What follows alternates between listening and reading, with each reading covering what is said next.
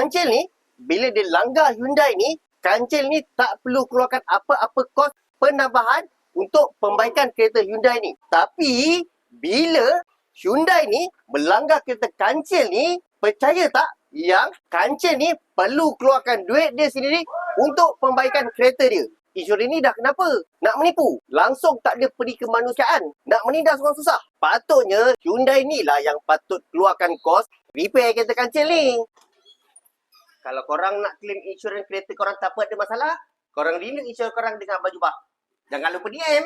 Penjelasan dia begini. Apabila insurans nak membayar pampasan ataupun ganti rugi ke atas kereta tu, insurans akan menilai mengikut market value semasa ataupun sum insured kereta tu. Contoh macam kereta kancil ni, nilai semasa ataupun market value kereta ni sekitar RM4,000. Maksimum bayaran yang insurans akan bayar untuk tuntutan kereta ni 65 hingga 75%. Sekiranya lebih daripada jumlah tu, insurans akan consider yang kereta ni sebagai total loss. Bila sum insured kereta kancil ni bernilai RM4,000, maksimum insurans akan bayar sebanyak RM2,500 sahaja.